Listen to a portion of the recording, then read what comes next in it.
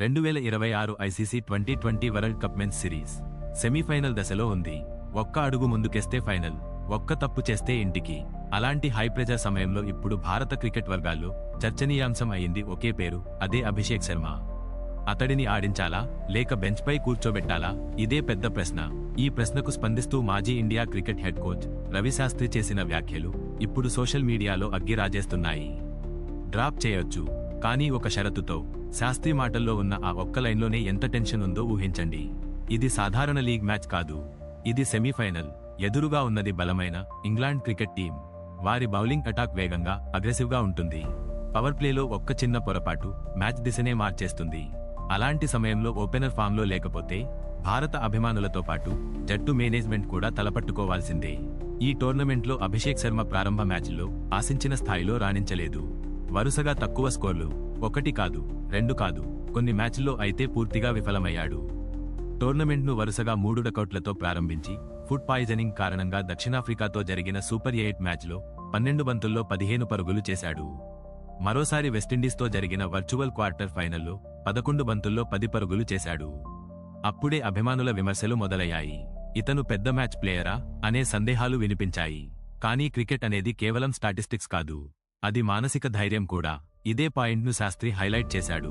శాస్త్రి స్పష్టంగా చెప్పింది ఏమిటంటే, నెట్స్లో అతని బాడీ లాంగ్వేజ్ ఎలా ఉంది, అతని కళ్లలో నమ్మకం కనిపిస్తుందా, టీమ్ మీటింగ్లో అతను ధైర్యంగా మాట్లాడుతున్నాడా, ఇవన్నీ చూసి నిర్ణయం తీసుకోండి. దీని అర్థం ఫామ్ కంటే ముందు మైండ్ సెట్ ఇన్ పార్టెంట్. పెద్ద మ్యాచ్ల్లో టాలెంట్ కంటే టెంపర్మెంట్ ముఖ్యం. శాస్త్రి అనుభవం అక్కడే కనిపించింది. ఆయనకు తెలుసు, ఒక ఆటగాడు ఒత్తిడిలో కూలిపోతాడా లేక ఆ ఒత్తిడిని ఆయుధంగా మార్చుకుంటాడా చూడాలి.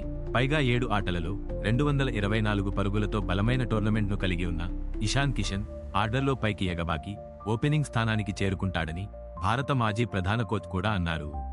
లెఫ్టీ ఆధిపత్యం ఉన్న టాప్ ఆర్డర్ను బద్దలు కొట్టడానికి, సంజు సామ్సన్ను తిరిగి జట్టులోకి తీసుకురావడానికి కిషన్ 3వ స్థానానికి రావలసి వచ్చింది.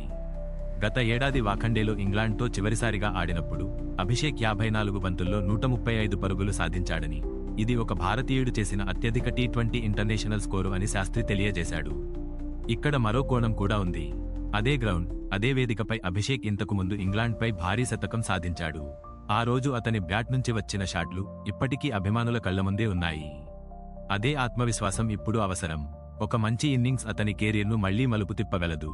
సెమీఫైనల్ స్టేజ్లో హీరో అవుతాడా లేక సైలెంట్గా బెంచ్పై కూర్చుంటాడా, ఈ డ్రామా ఇప్పుడు పీక్లో ఉంది. జట్టు కాంబినేషన్ కూడా ఇక్కడ కీలకం. ఒకవేళ అభిషేక్ను పక్కన పెడితే ఓపెనింగ్ కాంబినేషన్ మారిపోతుంది. పవర్ ప్లే అప్రోచ్ మారుతుంది. ఎడమ చేతి కుడిచేతి కాంబినేషన్ కూడా ప్రభావితం అవుతుంది. అంతేకాదు, డ్రెస్సింగ్ రూమ్ మూడ్ కూడా మారొచ్చు.